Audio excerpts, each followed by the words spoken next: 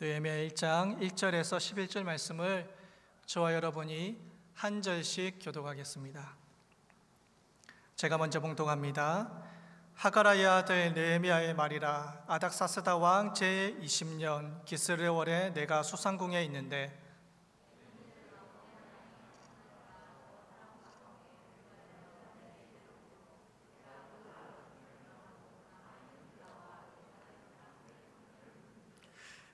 그들이 내게 이르되 사로잡힘을 면하고 남아있는 자들이 그 지방 거기에서 큰 환난을 당하고 능력을 받으며 예루살렘 성은 허물어지고 성문들은 불탔다 하는지라.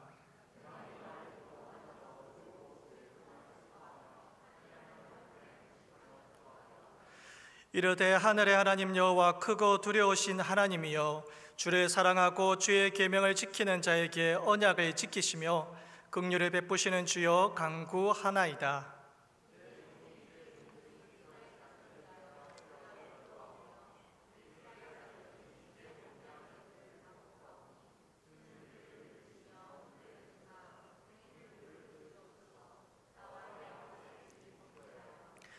주를 향하여 크게 악을 행하여 주께서 주의 종 모세에게 명령하신 계명과 율례와 규례를 지키지 아니하였나이다.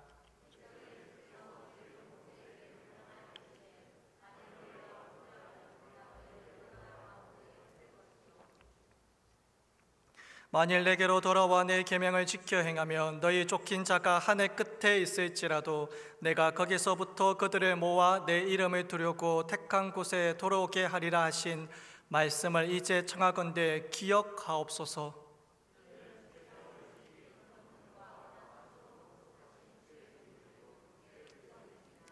다 함께 봉독합니다. 주여 거하오니 귀를 기울이사 종의 기도와 주의 이름을 경외하기를 기뻐하는 종들의 기도를 들으시고 오늘 종이 형통하여 이 사람들 앞에서 은혜를 입게 하옵소서 하였나니 그때에 내가 왕의 술 가는이 되었느니라.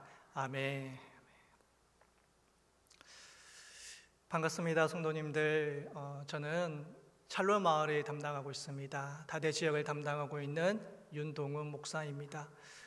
오늘 읽었던 본문 말씀을 통하여서 특별히 5절 말씀을 중심으로 해서 볼 건데 주신 하나님의 말씀을 통해서 은혜 받으시고 또 세상에 나가서 승리하는 삶 사시기를 주님의 이름으로 축복드립니다. 제가 호산나 교회 오기 바로 전에 교회에서 있었던 일입니다. 한 3년이 조금 지난 것 같습니다.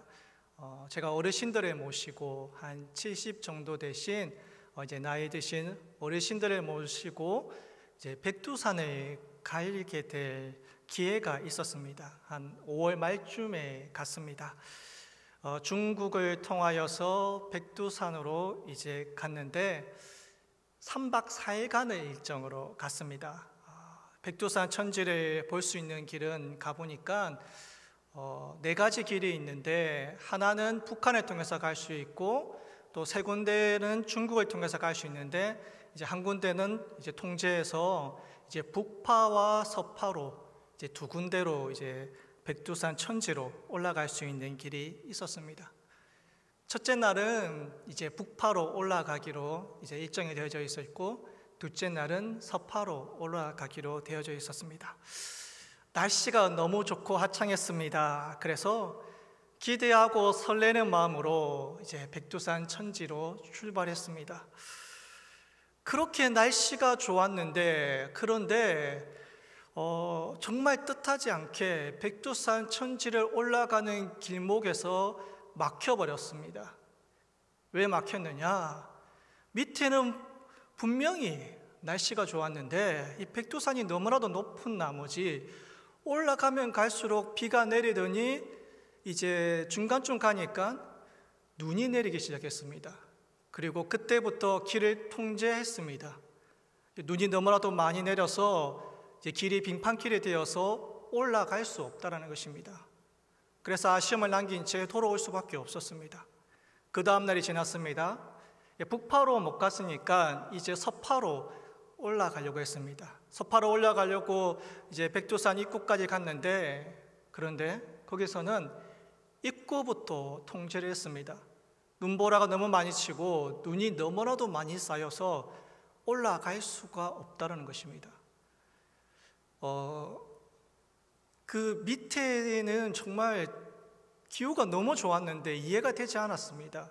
그런데 그 백두산의 천지에 있는 CCTV를 보여주는데 정말 눈이 많이 내리고 눈보라가 쳤습니다. 너무나도 아쉬워가지고 원래는 이틀만 백두산에 올라가는 일정이었는데 하루만 더 기다려보자. 그래서 다른 일정을 취소하고 하루 더 그 근처에서 잠을 자면서 이제 백두산 천지를 보려고 했습니다. 그런데 셋째 날에도 백두산을 올라갈 수가 없었습니다. 그래서 모든 일정을 정리하고 한국으로 돌아오게 되었습니다. 돌아오는 버스에서 타고 있는데 제 옆에 계신 권사님 한 분이 눈물을 흘리시는 거예요. 그래서 제가 권사님께 갔습니다. 권사님, 왜 그렇게 우세요? 물어보니까 본인이 여행을 많이 다녔다라고 합니다. 해외여행도 많이 다니고 그리고 날씨 때문에 또 가고 싶은 명소를 못 가본 적도 많았다고 합니다. 그런데 이상하게 백두산 천지를 보지 못한 것만큼은 왜 그렇게 눈물이 나는지 모르겠다라고 하시는 겁니다. 거기 계셨던 거의 대부분의 어르신들이 다 동일하게 얘기했습니다. 백두산 천지를 못 본 것이 너무나도 한스럽고 안타깝다라고 얘기를 하였습니다. 왜 그렇습니까? 우리의 그 민족의 정서상 백두산은 그저 우리나라에서 가장 높은 산 중에 하나다가 아니라는 것입니다. 우리의 정서에 있어서 백두산은 꼭 한 번은 가봐야 돼, 보고 싶은 그러한 정서가 우리에게 담겨져 있다는 것입니다. 사랑하는 성도님들, 이러한 마음이 느헤미야의 마음이었다는 것입니다. 비록 타국에 있어서 포로 생활을 하고 있지만 그래도 그 느헤미야의 마음 가운데서는 내 나라 내 조국 이스라엘 예루살렘을 기억하고 있었다는 것입니다. 너무나도 가고 싶은 곳이 바로 예루살렘이었습니다. 소식도 궁금하고 가서 보고 싶기도 하고 정말 그러한 마음들이 가득 넘쳤습니다. 그런데 그 형제 중에 한 명이 갔다 온 소식을 들었습니다. 그래서 너무나도 급한 나머지 그 형제를 불렀습니다. 그리고 내 조국 이스라엘이 어떻게 되었는지 물어봤습니다. 그때 3절에 이렇게 말씀하고 있습니다. 그들이 내게 이르되 사로잡힘을 면하고 남아있는 자들이 그 지방 거기에서 큰 환난을 당하고 능력을 받으며 예루살렘 성은 허물어지고 성문들은 불탔다 하는지라. 그 형제 하나니를 통해서 듣는 이야기가 너무나도 비참하고 처참합니다. 정말 가고 싶었던 내 조국이 지금 성벽이 무너지고 성문들은 다 타버렸다라는 소식을 듣게 됩니다. 그래서 느헤미야는 참담한 현실을 듣고 난 다음에 그는 이렇게 반응을 보입니다. 4절입니다. 4절 말씀을 다 함께 읽겠습니다. 내가 이 말을 듣고 앉아서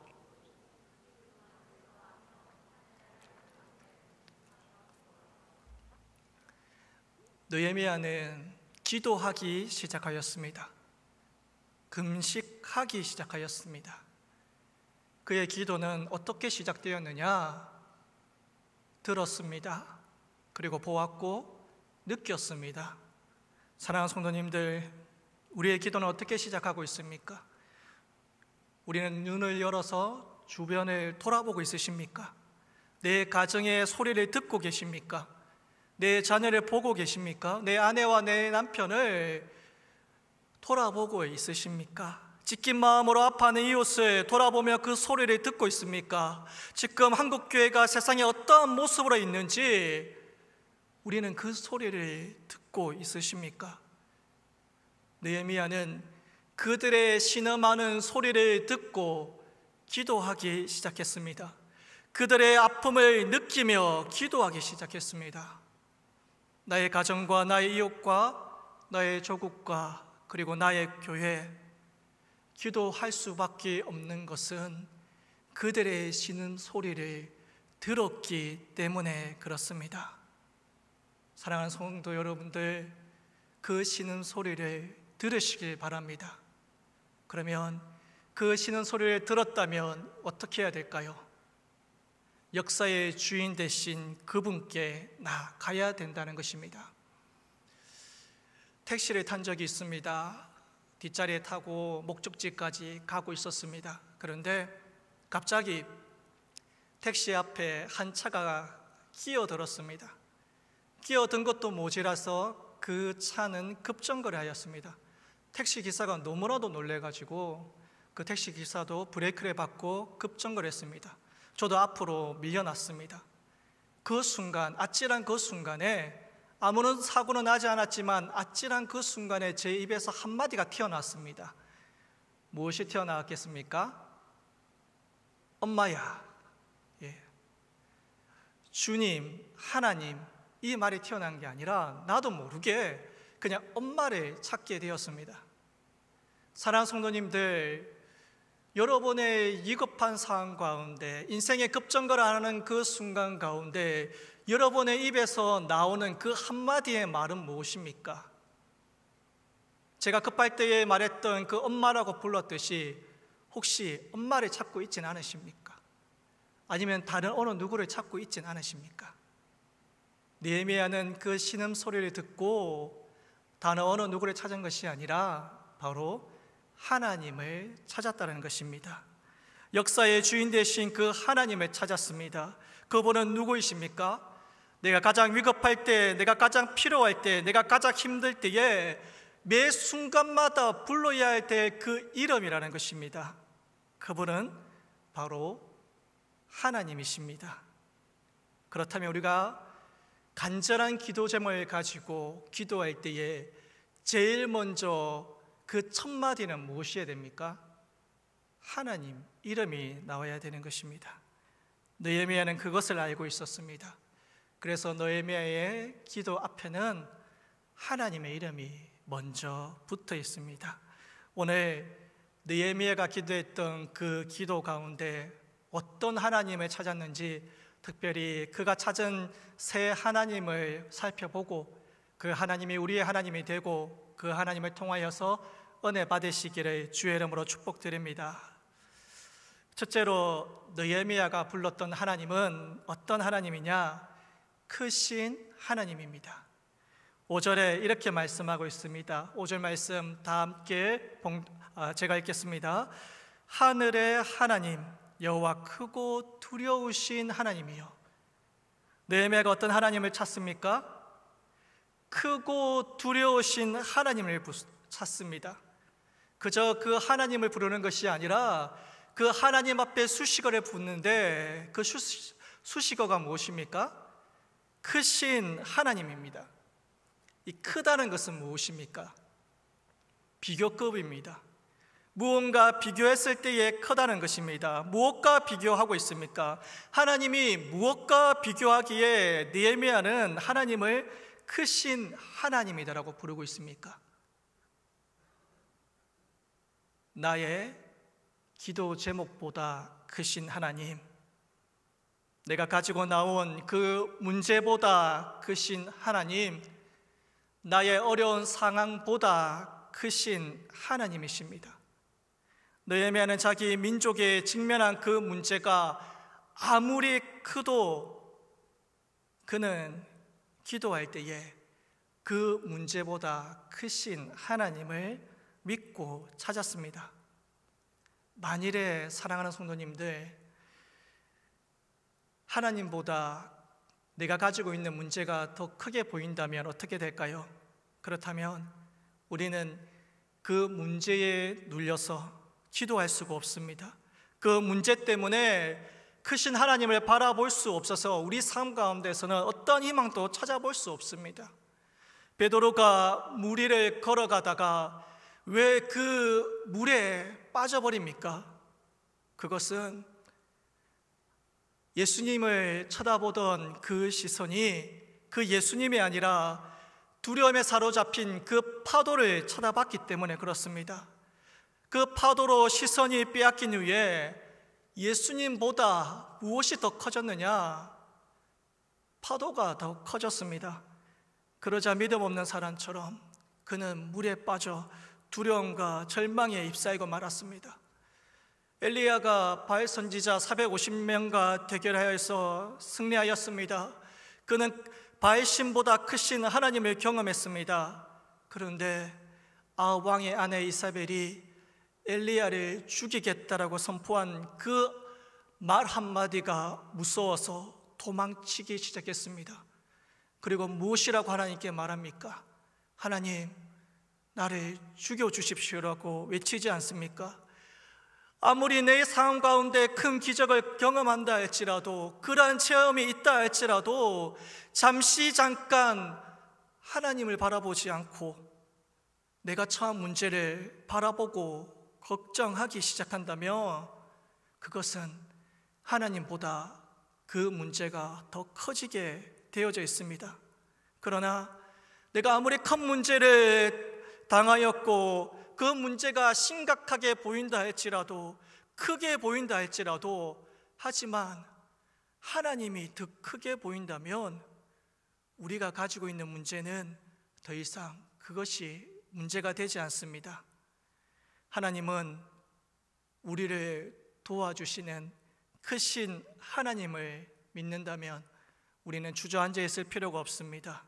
사랑하는 성도님들, 저와 여러분도 느헤미야처럼 역사를 바꾸는 기도를 하길 바랍니다. 그러기 위해서 나의 문제보다 크신 하나님을 믿으며 나가시기를 주의 이름으로 축복드립니다. 둘째로, 느헤미야는 어떤 하나님을 찾았느냐? 바로 약속의 하나님을 찾았습니다. 5절 중반절에 보시면 이렇게 기록합니다. 주를 사랑하고 주의 계명을 지키는 자에게 언약을 지키시며. 하나님은 분명히 말씀하고 있습니다. 언약을 지키신다라고 말씀하고 있습니다. 이전 교회에서 사역할 때에 수요 예배를 갈 때마다 첫째 아이를 데리고 갔습니다. 첫째 아이 이름이 소율인데, 소율이를 데리고 항상 이제 수요 저녁 예배를 갔습니다. 왜냐하면 이제 어린이 예배가 있기 때문에 이제 함께 가게 되었습니다. 수요 예배를 다 마치고 이제 밤에 이제 소율이를 태우고 올 때마다 꼭 하는 것이 하나 있습니다. 뭐냐면 교회 근처에 있는 편의점을 들려야 합니다. 이 어린아이 생각에는 이 수요 예배 온 게 아빠를 도와줬다라고 생각하는 것 같아요. 그래가지고 내가 수요 예배 와줬으니까 이제 아빠도 날 위해 뭔가 한 게 해줘야 된다라고 생각해요. 그래서 꼭 수요 예배 마치면 편의점에 가서 이제 초콜릿을 사가지고 가는 겁니다. 그런데 한날 수요 예배를 드리는데 이 수요 어린이 예배 때에 간식을 너무 많이 준 거예요. 그래서 다 마치고 오면서 소율이한테, 소율아, 오늘은 간식 너무 많이 먹었으니까 편의점 가지 말고 집에 가자 했습니다. 당연히 이 아이는 기분이 좋지 않겠죠. 그러면서 이렇게 얘기합니다. 그러면 아빠, 편의점 가서 초콜릿을 사는데 내일 먹겠다라고 하는 겁니다. 그래서 저는 그러면 아빠랑 약속할 수 있어? 라고 물어봤고, 이제 소율이는 저에게 약속한다라고 했습니다. 그래서 가서 편의점에서 초콜릿을 사가지고 차에 탔습니다. 차에 타서 가는데 얼마 지나지 않아 이 아이가 저한테 초콜릿을 주면서 아빠, 초콜릿 까주세요 그런 겁니다. 먹겠다는 거예요. 그래서 저는 소율아, 조금 전에 아빠랑 약속하지 않았니? 이 초콜릿 내일 먹겠다라고 약속하지 않았니라고 물어봤어요.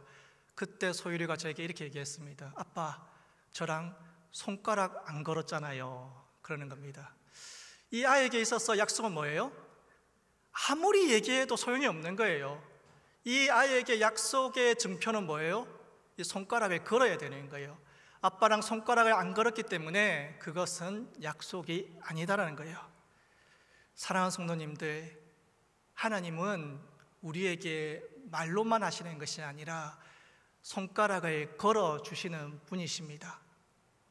느헤미야는 그것을 알고 있었습니다. 하나님, 약속하지 않았습니까? 우리의 손조들에게, 아브라함에게, 그리고 야곱과 이삭과 요셉에게 하나님 약속해 주지 않았습니까? 복의 근원이 되겠다, 저 별과 같이, 저 바다의 모래와 같이 그렇게 우리 민족을 번성하게 해주겠다라고, 복을 주겠다라고 하나님 약속하지 않으셨습니까? 그러니 하나님 언약을 지키십시오라고 기도하고 있습니다. 약속을 지켜달라고 기도하고 있습니다. 사랑하는 성도님들, 여러분은 하나님과 약속한 것이 있습니까? 여러분이 힘들고 지칠 때, 눈물 흘릴 때에, 그 골방에 들어가서 아무도 모르게 눈물을 닦으면서 기도할 때에, 그때 하나님이 나에게 찾아오셔서 주신 그 약속의 말씀을 기억하고 있으십니까? 말씀을 읽거나 말씀을 들을 때에, 그리고 홀로 찬양을 할 때에 하나님께서 그곳 가운데서 여러분에게 주셨던 그 말씀을 기억하고 있으십니까? 그렇다면 하나님, 그 약속의 말씀을 지켜달라고 기도하셔야 합니다. 혹여 하나님께서 나에게 주신 말씀이 없다면 오늘 이 저녁에 기도할 때에 그 약속의 말씀을 받으시길 바랍니다. 하나님, 내가 정말 그 골방에서 눈물 흘리며 기도할 때에 나에게 이렇게 약속의 말씀 주시면서 나에게 이렇게 이루어 주겠다라고 하시지 않으셨습니까? 하나님, 내가 그 말씀 잊지 아니하고 그 말씀 붙잡고 기도하고 있사오니 하나님, 그 약속의 말씀 지켜 주십시오. 그 말씀을 붙잡고 기도해야 합니다. 느헤미야는 그것을 알고 있었습니다. 그래서 하나님께 기도할 때에 자신의 문제를 가지고 나오기 이전에, 나의 기도 제목을 말하기 이전에, 당신은 언약을 지키시는 하나님이시고 당신은 약속을 지키시는 하나님이시다라고 먼저 약속의 하나님을 선포하고 있는 것입니다.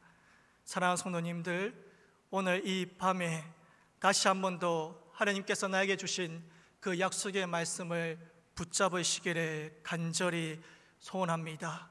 하나님은 약속을 지키시는 분이십니다. 세 번째로, 느헤미야는 어떠한 하나님을 찾느냐? 바로 긍휼의 하나님을 찾습니다. 5절 하반절에 이렇게 말씀합니다. 긍휼을 베푸시는 주여 간구하나이다. 자신의 문제를 먼저 말하기 전에, 자신의 기도 제목을 말하기에 앞서서 느헤미야는 세 번째로 어떠한 하나님을 찾느냐? 긍휼하신 하나님을 찾습니다. 느헤미야의 이름의 뜻이 무엇입니까? 하나님께서 위로하셨다라는 의미입니다. 그의 형제인 하나니의 뜻이 무엇입니까? 하나님은 은혜로우시다. 포로로 잡혀가 있는 그 상황에서 이스라엘은 처참하게 무너져 가고 있는데, 느헤미야의 뜻은 위로와 하나니의 뜻은 은혜라는 것입니다. 하나님께서 위로하시고 은혜를 베푸신다는 것이 이 두 사람의 이름의 뜻입니다. 나라를 잃고 그리고 정처 없이 떠도는 그들에게 위로하시고 은혜를 베푸신다. 이것이 그들의 이름입니다. 그 이름의 뜻이 바로 긍휼의 하나님 아니겠습니까? 어떠한 상황 가운데서도 하나님께서는 우리를 위로하시고 우리에게 은혜를 베풀어 주시는 분이십니다. 우리를 불쌍히 여겨주시고 그리고 동정하시고 그리고 자비를 베풀어 주시는 그것이 바로 긍휼의 하나님이십니다. 레이먼드 카버가 단편 소설을 썼습니다. 그 소설의 제목은 별것 아닌 것 같지만 도움이 되는 이라는 소설입니다. 엄마 아빠가 있는데 이 엄마 아빠에게는 8살 된 아이가 있습니다. 이 8살 된 그 아이가 바로 생일이었습니다. 그래서 생일날을 맞아서 이제 빵집에 생일 케이크를 주문했습니다. 그런데 이 8살 된 이 아이가 교통사고를 당합니다. 뺑소니 차에 치이게 됩니다. 그리고 병원에 입원하게 됩니다. 의사 선생님은 이제 한 며칠만 입원해 있다가 태어날 것이다, 깨어날 것이다 라고 얘기합니다. 그런데 며칠간 검사와 치료를 하다가 끝내 이 아이가 이제 일어나지 못하고 세상을 떠납니다. 그런데 이러한 사연을 모르고 이제 빵집 주인은 케이크를 찾아가지 않으니까 이 부모에게 밤에 전화를 합니다. 그런데 이 부모는 자기의 처한 상황을 이해하지 못해서 화가 나서 이 빵집 주인을 밤에 찾아갑니다. 그리고는 분노에 찬 말로 내 아이가 죽었다, 이 생일 케이크의 주인공인 내 아이가 죽었다라고 분노에 찬 말로 화를 냅니다. 빵집 주인은 너무나도 당황이 되었습니다. 그 상황을 알지 못해서 너무나도 미안했습니다. 그리고 한 켠의 자리를 치우고 그 부모를 앉게 합니다. 그리고 자신도 앉아서 미안하다라고 얘기합니다. 그리고 자신의 심정을 얘기합니다. 그리고 위로해 줄 수 있는 어떤 것이 본인에게는 없다라고 빵집 주인이 얘기하며 잠시만 기다리라고 합니다. 그리고 따뜻한 커피와 각 구워낸 빵을 그 부모에게 대접합니다. 그리고 밤새도록 이야기를 합니다. 그 모든 가정 가운데 아마 식사도 제대로 하지 못했을 거니까 이 따뜻한 커피와 이 빵을 먹으면서 기운을 차리라고 얘기합니다. 그러면서 밤새도록 얘기하다가 새벽이 지나고 태양이 떠오르면서 이 소설은 마치게 됩니다. 사랑하는 성도님들, 이 빵집 주인이 따뜻한 커피와 그리고 갖고 온 그 빵을 대접했던 그 따스함이 그 부모들에게는 자그마한 긍휼의 손길이었을 것입니다. 어린아이가 수저버하며 떡 5개와 물고기 2마리를 내어놓습니다. 예수님은 그것을 가지고 기도하고 기적을 베풉니다. 이 기적은 단순히 그저 5,000명 이상을 배를 채웠다라는 의미가 아닙니다. 그들의 연약한 육신과 갈급함을 달래어준 하나님의 긍휼하신 은혜입니다. 아왕의 아내인 이세벨이 엘리야를 죽이겠다라고 그렇게 외치며 소리쳐서 엘리야가 너무나도 두려워서 도망치며 지쳐있는 그 연약한 엘리야에게 하나님은 그를 어루만져 주시면서 그에게 물 한 모금 주시고 그리고 빵 한 조각을 주었습니다. 이것이 바로 하나님의 긍휼하심 아니겠습니까? 하나님의 긍휼하심은 우리를 어루만져 주십니다. 우리를 돌보아 주십니다. 베드로전서 1장 3절 말씀에 우리 이 말씀을 다 함께 한번 봉독하겠습니다. 우리 주 예수 그리스도의 아버지 하나님을 찬송하리로다.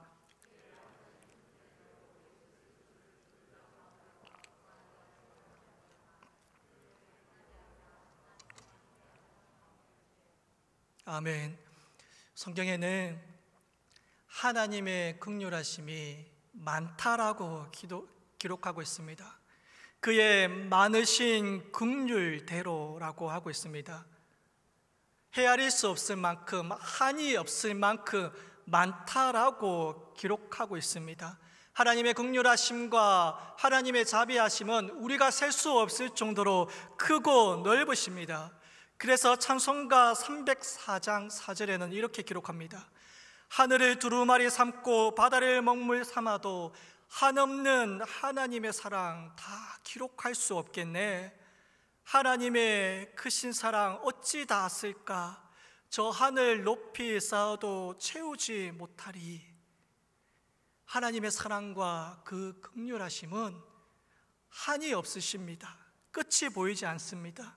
하나님은 무한하신 분이시기 때문에 그의 사랑과 긍휼하심도 무한하십니다. 전능하신 하나님은 이 우주를 채우시는 분이십니다. 아니, 더 나아가 이 우주를 채우고도 남으신 분이십니다. 끝이 없으신 그 하나님의 긍휼하심으로 우리를 돌아보고 있다라고 말씀하고 있습니다. 그래서 느헤미야는 마지막으로 하나님을 부를 때에 긍휼하신 하나님, 불쌍히 여겨달라고, 은혜를 베풀어 달라고 기도하고 있습니다. 왜 그러느냐? 하나님의 은혜가 있어야 살 수 있기 때문에 그렇습니다. 하나님이 도와주셔야 살 수 있기 때문에 그렇습니다. 하나님이 나를 불쌍히 여겨주셔야 우리가 살 수 있기 때문에 그렇습니다. 그래서 느헤미야는 자신이 기도하기 이전에, 나의 문제를 하나님께 가져 나오기 이전에 불쌍히 여겨달라고 긍휼하신 하나님을 찾고 있습니다. 사랑하는 성도 여러분들, 말씀을 맺도록 하겠습니다. 느헤미야는 성벽이 무너진 자신의 조국의 아픔을 가지고 나갔습니다. 하지만 그 문제보다 크신 하나님을 찾았습니다. 그리고 약속을 지키시는 하나님을 찾았습니다. 그리고 마지막으로 긍휼을 베푸시는 하나님을 찾았습니다. 그 하나님이 느헤미야의 기도를 들으시고 해결해 주셨습니다. 사랑하는 성도님들, 오늘 이 저녁에 간절한 기도 제목이 있습니까? 해결해야 될 문제가 있습니까? 그렇다면 나의 그 문제보다 크신 하나님을 찾으시길 바랍니다. 약속을 지키시는 하나님 앞에 긍휼을 베풀어 달라고 그 하나님의 이름을 붙잡고 오늘 이 예배 가운데 기도하시고 하나님의 기도에 응답을 받으시기를 주의 이름으로 축원드립니다. 이 시간 다 함께 기도하겠습니다.